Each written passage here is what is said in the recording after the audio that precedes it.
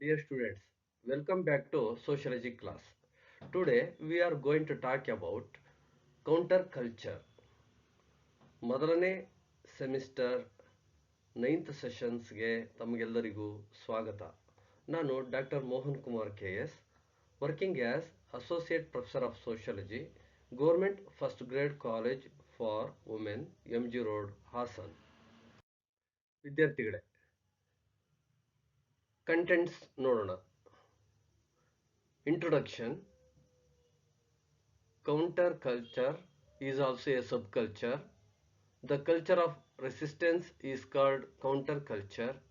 The meaning of counterculture, definitions of counterculture, features, characteristics of counterculture, examples of counterculture, importance of counterculture, conclusions.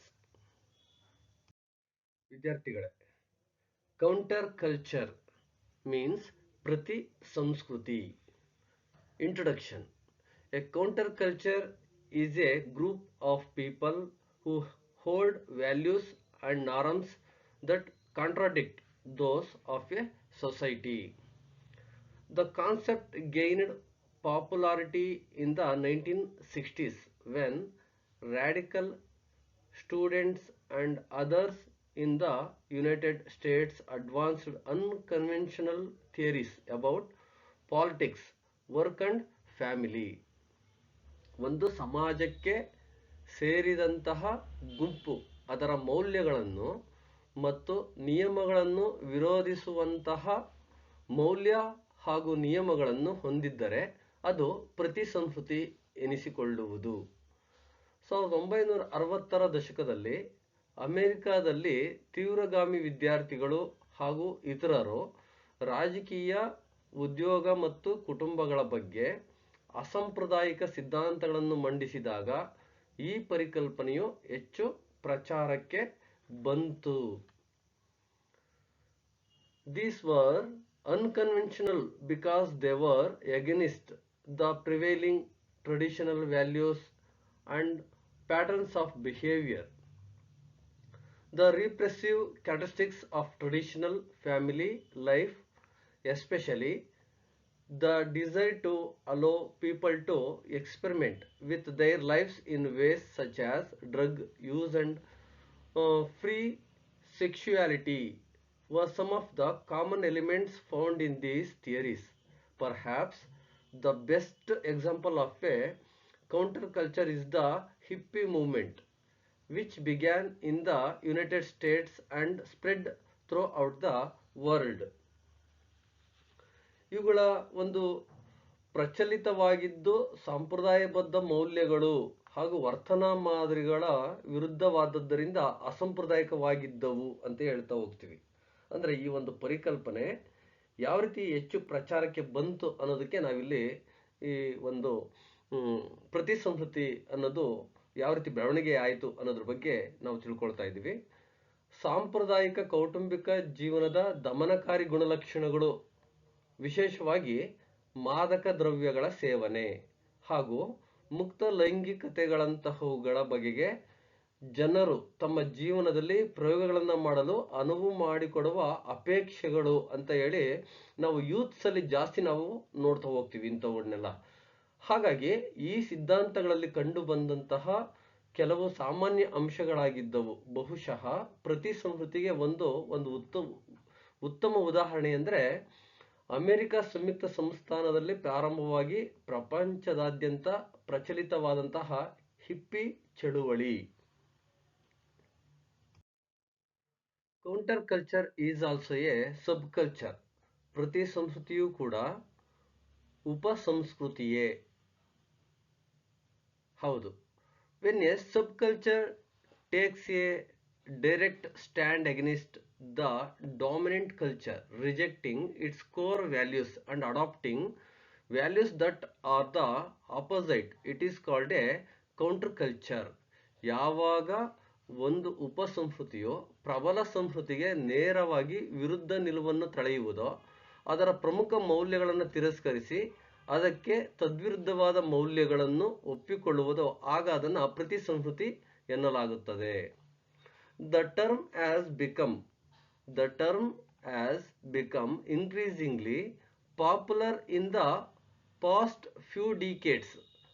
ಅಂದರೆ ಕಳೆದ ಕೆಲವು ದಶಕಗಳಿಂದೀಚೆಗೆ ಈ ಪದ ಹೆಚ್ಚು ಜನಪ್ರಿಯವಾಗಿದೆ. Although the concept is closely associated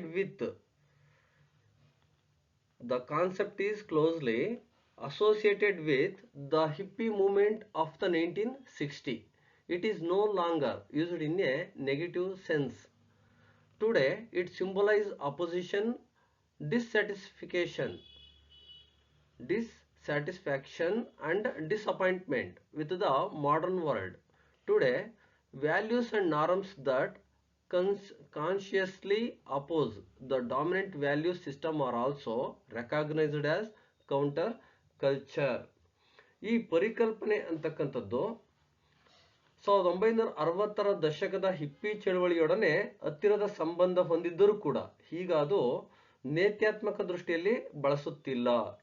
ಇಂದು ಅದು ಆಧುನಿಕ ಪ್ರಪಂಚದ ಬಗೆಗಿನ ವಿರೋಧ, ಅತೃಪ್ತಿ ಮತ್ತು ನಿರಾಶೆಗಳನ್ನು ಸಂಕೇತಿಸುತ್ತದೆ.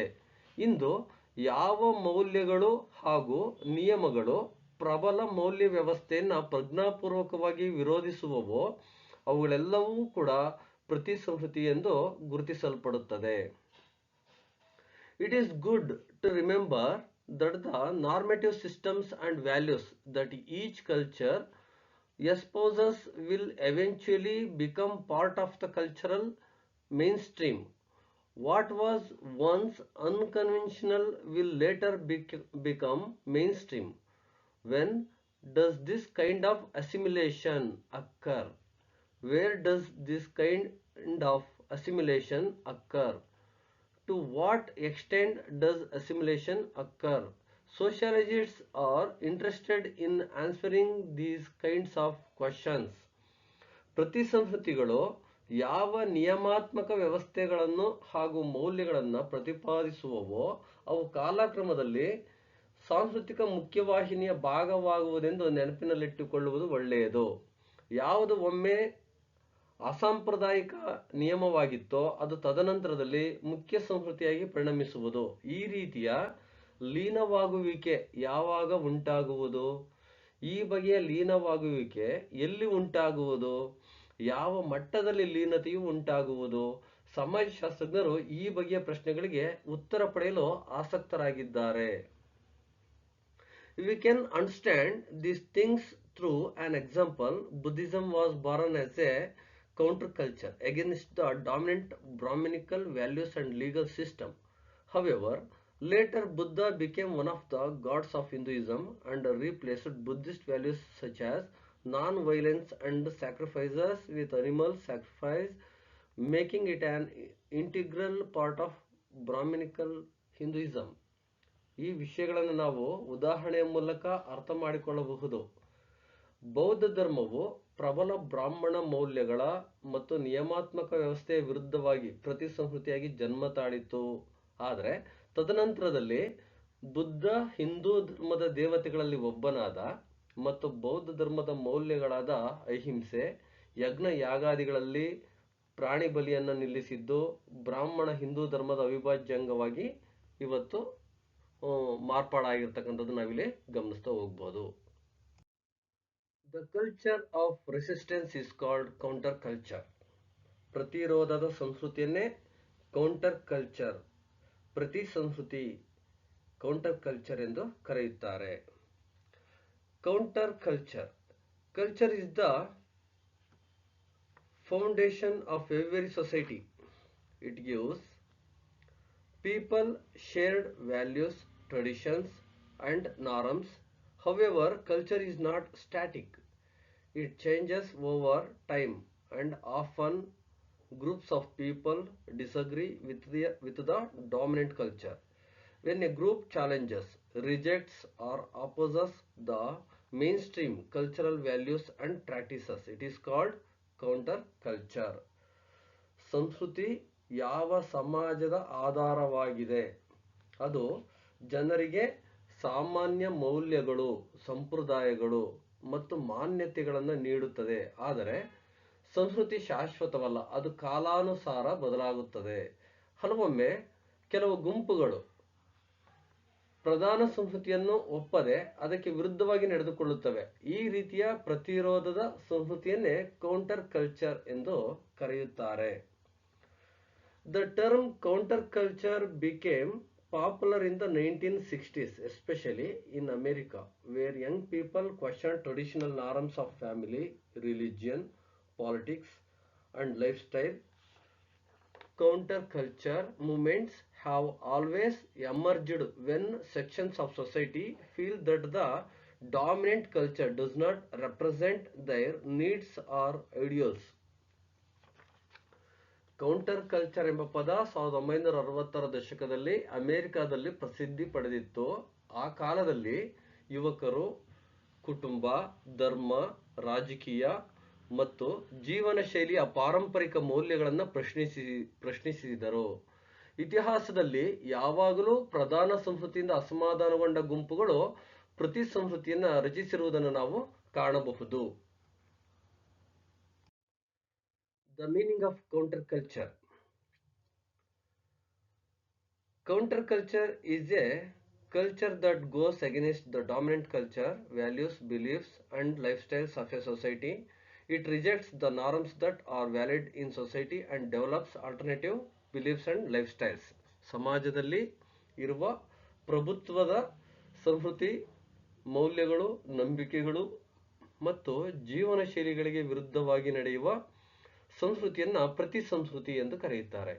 ಇವು ಸಮಾಜದಲ್ಲಿ ಮಾನ್ಯವಾಗಿರುವ ನಿಯಮಗಳನ್ನು ತಿರಸ್ಕರಿಸಿ ಪರ್ಯಾಯವಾದ ನಂಬಿಕೆಗಳು ಮತ್ತು ಜೀವನ ಶೈಲಿಗಳನ್ನು ರೂಪಿಸಿಕೊಳ್ಳುತ್ತವೆ.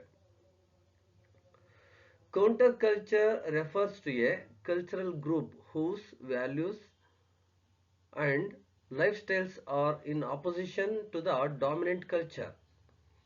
ಕೌಂಟರ್ ಕಲ್ಚರ್ ಅಂದ್ರೆ ಸಮಾಜದ ಪ್ರಧಾನ ಸಂಸ್ಕೃತಿಗೆ ವಿರುದ್ಧವಾಗಿ ನಿಲ್ಲುವ ಗುಂಪು ಅಂತೇಳಿ. It rejects established traditions and norms. ಅದು ಸಾಹಿತ್ಯ ಮೌಲ್ಯಗಳನ್ನು ತಳ್ಳಿ ಹಾಕಿ ಹೊಸ ರೀತಿಯ ಜೀವನ ಶೈಲಿಯನ್ನು ಅನುಸರಿಸುತ್ತದೆ ಅಂತಲೂ ಸಹ ನಾವಿಲ್ಲಿ ಗಮನಿಸ್ತಾ ಹೋಗ್ತೀವಿ. It often promotes alternative ways of living, dressing, speaking and thinking. ಬಟ್ಟೆ, ಸಂಗೀತ, ಭಾಷೆ, ಚಿಂತನೆ ಮುಂತಾದವುಗಳಲ್ಲಿ ವಿಭಿನ್ನತೆಯನ್ನು ಸಹ ಇಲ್ಲಿ ತೋರಿಸ್ತಕ್ಕಂಥದ್ದು ನಾವಿಲ್ಲಿ ಗಮನಿಸ್ತಕ್ಕಂಥದ್ದು. ಮತ್ತು ಸ್ಥಾಪಿತ ಮೌಲ್ಯಗಳನ್ನು ತಳ್ಳಿ ಹಾಕಿ ಹೊಸ ರೀತಿಯ ಜೀವನ ಶೈಲಿಯನ್ನು ಸಹ ಅದು ಅನುಸರಿಸುತ್ತೆ ಅಂತೇಳಿ. ನಾವು ಎಕ್ಸಾಂಪಲ್ ಆಗಿ ನಾವು ನೋಡಿದಾಗ ಅಮೆರಿಕಾದ ಹಿಪ್ಪಿ ಚಳುವಳಿ, hippie movements of the 1960s in the United States. ವಿದ್ಯಾರ್ಥಿಗಳೇ, ಈ ಚಿತ್ರದಲ್ಲಿ ಕಾಣಿಸುತ್ತಿರುವ ವ್ಯಕ್ತಿ ಜೆ ಮಿಲ್ಟನ್ ಇಂಗರ್. ಇವರು ಅಮೆರಿಕನ್ ಗ್ರೇಟ್ ಸೋಷಿಯಾಲಿಸ್ಟ್. ಇವರು ನಮಗೆ ಕೌಂಟರ್ ಕಲ್ಚರ್ ಎಂಬ ಪರಿಕಲ್ಪನೆಯನ್ನ ಕೊಡುಗೆ ಕೊಟ್ಟಿರ್ತಕ್ಕಂಥ ವ್ಯಕ್ತಿ. Full name John Milton Yinger. Profession American sociologist. Born July 24, 1916. Wakefield, Massachusetts, USA. Died July 28, 2011. Contributions: introducing and developing the concept of counterculture. Name of the book written by him are as follow. First one, Religion, Society and Individual. Ethnicity, Source of Strength, Source of Conflict. ವಿದ್ಯಾರ್ಥಿಗಳೇ, ಈಗ ನಾವು counter culture ಅಂದರೆ ಪ್ರತಿ ಸಂಸ್ಕೃತಿ ಎಂದರೇನು, ಪ್ರತಿ ಸಂಸ್ಕೃತಿಯನ್ನು ವ್ಯಾಖ್ಯಾನಿಸಿ ಅಂತ ಹೇಳಿ ಕೇಳಿದಾಗ ನಾವು ಸೋಷಿಯಾಲಜಿಸ್ಟ್ ಜಾನ್ ಮಿಲ್ಟನ್ ಇಂಗರ್ ಅವರು ಎಕ್ಸ್ಪ್ಲೈನ್ ಮಾಡಿರ್ತಕ್ಕಂಥ ಈ ಒಂದು ಡೆಫಿನೇಷನ್ಸ್ನ ನಾವು ತಿಳ್ಕೊಳ್ತಾ ಹೋಗೋಣ. Counter culture as A sub culture whose norms and values are at odds with those of the larger society. ಪ್ರಧಾನ ಸಂಸ್ಕೃತಿಯ ಮೌಲ್ಯಗಳಿಗೆ ವಿರುದ್ಧವಾಗಿ ನಡೆದುಕೊಳ್ಳುವ ಉಪಸಂಸ್ಕೃತಿ ಎಂದು ವ್ಯಾಖ್ಯಾನಿಸಿದ್ದಾರೆ. ಇನ್ನೊಮ್ಮೆ, ಪ್ರಧಾನ ಸಂಸ್ಕೃತಿಯ ಮೌಲ್ಯಗಳಿಗೆ ವಿರುದ್ಧವಾಗಿ ನಡೆದುಕೊಳ್ಳುವ ಉಪಸಂಸ್ಕೃತಿ ಎಂದು ವ್ಯಾಖ್ಯಾನಿಸಿದ್ದಾರೆ.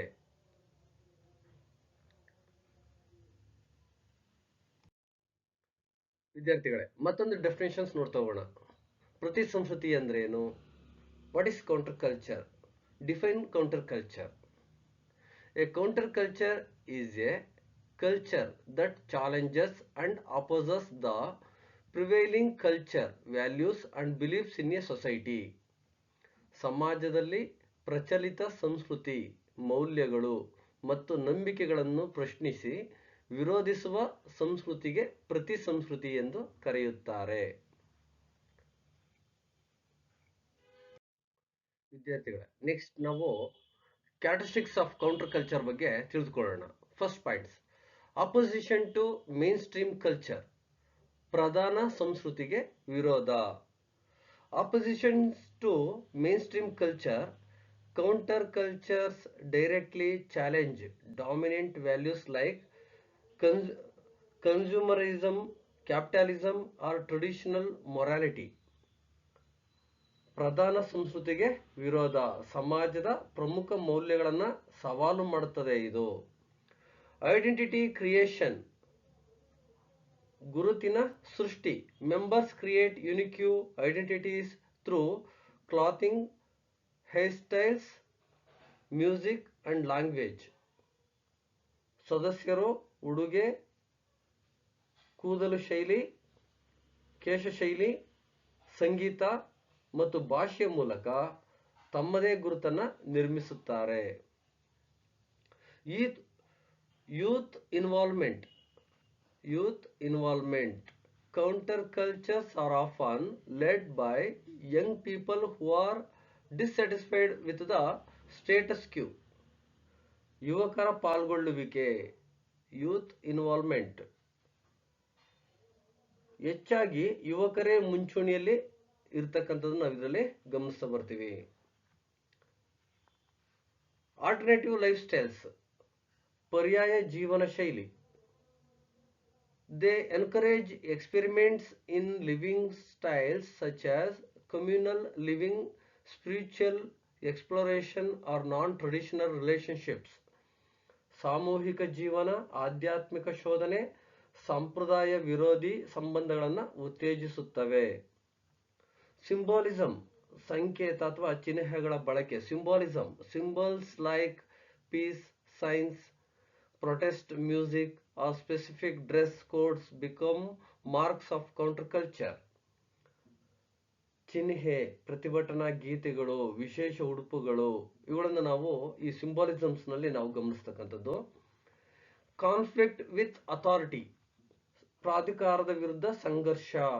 Counter cultures usually face opposition from governments, religious bodies or older generations. ಸರ್ಕಾರ, ಧಾರ್ಮಿಕ ಸಂಸ್ಥೆಗಳು ಮತ್ತು ಹಿರಿಯ ಪೀಳಿಗೆಗಳೊಂದಿಗೆ ಸಂಘರ್ಷಕ್ಕಿಳಿಯುವುದು. ಈ ರೀತಿಯಾದಂತಹ ನಾವು ಗುಣಲಕ್ಷಣಗಳನ್ನ ಪ್ರತಿ ಸಂಸ್ಕೃತಿಯಲ್ಲಿ ನಾವು ಕಾಣ್ತೀವಿ ಅಂತೇಳಿ. ವಿದ್ಯಾರ್ಥಿಗಳೇ, ಈಗ ನಾವು ಪ್ರತಿ ಸಂಸ್ಕೃತಿಗೆ ಅಂದ್ರೆ ಕೌಂಟರ್ ಕಲ್ಚರ್ಗೆ ಸಂಬಂಧಿಸಿದಂತೆ ಕೆಲವು ಎಕ್ಸಾಂಪಲ್ಸ್ಗಳ ಬಗ್ಗೆ ತಿಳ್ಕೊಳ್ತಾ ಹೋಗೋಣ. First points: hippie movement, hippie ಚಳುವಳಿ. Opposite war, supported peace, love and freedom, promoted rock music and psychedelic art and alternative lifestyles. ಅಂದ್ರೆ ಇಲ್ಲಿ ಹಿಪ್ಪಿ ಚಳುವಳಿ ಅಂತ ಬಂದಾಗ ನಾವು ಕೆಲವೊಂದು ಉದಾಹರಣೆಗಳನ್ನು ನಾವಿಲ್ಲಿ ಗಮನಿಸ್ತಾ ಬರ್ತಾ ಇದ್ದೀವಿ. ಯುದ್ಧಕ್ಕೆ ವಿರೋಧ, ಶಾಂತಿ ಮತ್ತು ಪ್ರೀತಿಗೆ ಒತ್ತು, ಇಂತಹ ಒಂದು ಅಂಶಗಳನ್ನ ನಾವು ಹಿಪ್ಪಿ ಮೂವ್ಮೆಂಟ್ಸ್ ಅಲ್ಲಿ ನಾವು ಗಮನಿಸ್ತಾ ಹೋಗ್ಬೋದು. ಅದೇ ರೀತಿ beat generation 1950s, beat generation 1950s, writers and artists who rejected materialism and promoted free expression. ಅಂದ್ರೆ ಭೌತಿಕಾಸಕ್ತಿಯನ್ನ ತಳ್ಳಿ ಹಾಕಿ ಕಲೆ ಮತ್ತು ಸ್ವತಂತ್ರ ಚಿಂತನೆಯನ್ನು ಉತ್ತೇಜಿಸಿದವರು ಅಂತೇಳಿ. ಅದೇ ರೀತಿ ಫೆಮಿನಿಸ್ಟ್ ಮೂವ್ಮೆಂಟ್ ಅನ್ನು ನಾವು ಉದಾಹರಣೆಗೆ ನಾವು ನೋಡ್ತೀವಿ. Challenged patriarchy and traditional gender roles, ಅಂದ್ರೆ ಸ್ತ್ರೀವಾದಿ ಚಳುವಳಿ, ಪಿತೃತ್ವ ವ್ಯವಸ್ಥೆಗೆ ಸವಾಲು ಹಾಕಿರ್ತಕ್ಕಂಥದ್ದು ಇದು ಸ್ತ್ರೀವಾದಿ ಚಳುವಳಿ. Punk culture 1970s expressed rebellion through music, fashion, spiked hair, leather jackets and anti-establishment attitudes.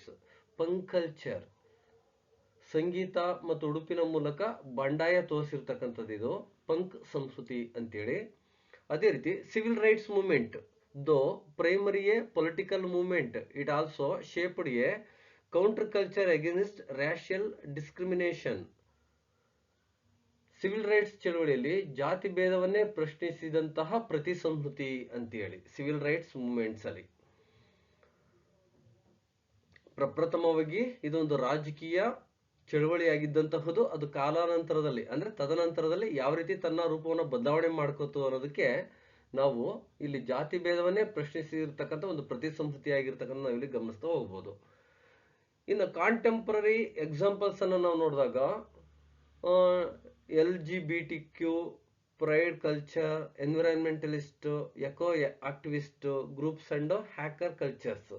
ಅಂದ್ರೆ ನಾವಿಲ್ಲಿ ಪರಿಸರ ಹೋರಾಟಗಾರರ ಗುಂಪುಗಳು, LGBTQ ಮತ್ತು ಸಂಸ್ಕೃತಿ, ಪರಿಸರ ಹೋರಾಟಗಾರರ ಗುಂಪುಗಳು, ಹ್ಯಾಕರ್ ಸಂಸ್ಕೃತಿ, ಇಂತಹ ಅನೇಕ ರೀತಿಯ ನಾವು ಹೋರಾಟಗಳನ್ನ ಪ್ರತಿ ಸಂಸ್ಕೃತಿಯ ಉದಾಹರಣೆಯಾಗಿ ನಾವು ಗಮನಿಸ್ತಾ ಹೋಗ್ಬೋದು. ಈ ಚಿತ್ರಗಳ ಮುಖಾಂತರ hippie movement, the beat generation, punk culture, the civil rights movement ಸಂಬಂಧಿಸಿದಂತೆ ತಿಳ್ಕೊಳ್ಬಹುದಾಗಿದೆ.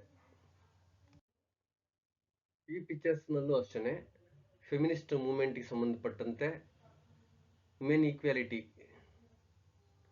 And women for peace, then women life freedom, ಇನ್ನು ಮುಂತಾದ ವಿಚಾರಗಳಿಗೆ ಸಂಬಂಧಪಟ್ಟಂತೆ ಫೆಮಿನಿಸ್ಟ್ ಮೂವ್ಮೆಂಟ್ ಆಗಿರತಕ್ಕಂಥದ್ದನ್ನ ನಾವಿಲ್ಲಿ ಗಮನಿಸ್ತಾ ಹೋಗ್ಬೋದು. Importance of counter culture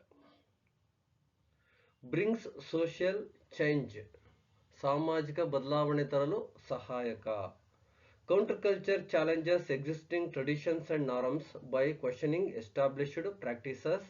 It opens the door for reforms in politics, education, lifestyle, and law.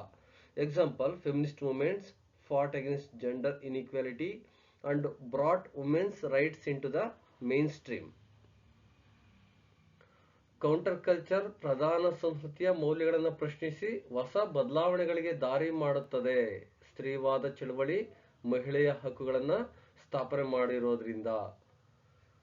Second point, encourages creativity and innovation, ಸೃಜನಶೀಲತೆ ಮತ್ತು ನವೀನತೆಗೆ ಉತ್ತೇಜನ. Counter culture gives rise to new forms of art, literature, fashion and music. By rejecting mainstream styles it inspires creativity. Example, rock music, punk art and beat poetry emerged from counter culture movements. ಪ್ರಧಾನ ಶೈಲಿಗಳನ್ನು ತಿರಸ್ಕರಿಸುವ ಮೂಲಕ ಹೊಸ ಕಲೆ, ಸಾಹಿತ್ಯ, ಸಂಗೀತ ಮತ್ತು ಉಡುಪು ಶೈಲಿಗಳನ್ನು ತಂದಿತು. ಉದಾಹರಣೆ, ರಾಕ್ ಸಂಗೀತ, ಪಂಕ್ ಕಲೆ, ಬೀಟ್ ಪದ್ಯಗಳು, ಸಾಂಗ್ಸ್ಗಳು. Next points, voice of the youth, ಯುವಕರ ಧ್ವನಿ, voice of the youth. It provides young people a platform to express their dissatisfaction with existing systems. Youth-led counter-cultures show the energy of the next generation and their desire for freedom and individuality. ಯುವಕರ ಅಸಮಾಧಾನವನ್ನು ವ್ಯಕ್ತಪಡಿಸಲು ವೇದಿಕೆ ನೀಡತಕ್ಕಂಥದ್ದು, ಸ್ವಾತಂತ್ರ್ಯ ಮತ್ತು ವೈಯಕ್ತಿಕತೆಗೆ ಒತ್ತು ನೀಡುತ್ತದೆ. ಇನ್ questions injustice, ಅನ್ಯಾಯಕ್ಕೆ ಪ್ರಶ್ನೆ. Counter culture movements highlight hidden problems in society such as racism, casteism, patriarchy, environmental destruction, or war. By opposing the dominant culture, they bring these injustices into the public eye. ಜಾತ್ಯತೀತ ಪಿತೃತ್ವ ಪರಿಸರ ಹಾನಿ ಯುದ್ಧ ಇತ್ಯಾದಿ ಸಮಸ್ಯೆಗಳನ್ನ ಬಯಲಿಗೆ ತರಲಿಕ್ಕೆ ಇದು ಅನ್ಯಾಯಕ್ಕೆ ಪ್ರಶ್ನೆ ಅನ್ನೋ ಒಂದು ಕಾನ್ಸೆಪ್ಟ್ ನಲ್ಲಿ ನಾವು ಗಮನಿಸ್ತಾ ಹೋಗ್ಬೋದು. Encourages freedom and individuality.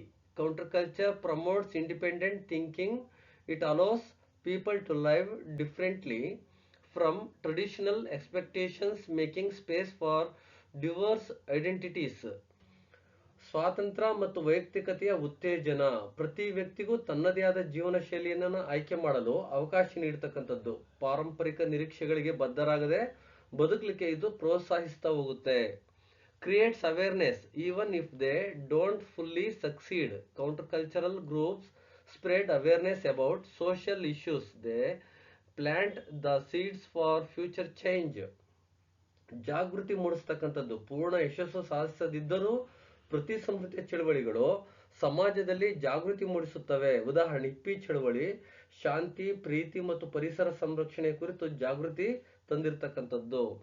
Balance to mainstream culture. ಪ್ರಧಾನ ಸಂಸ್ಕೃತಿಗೆ ಸಮತೋಲನ.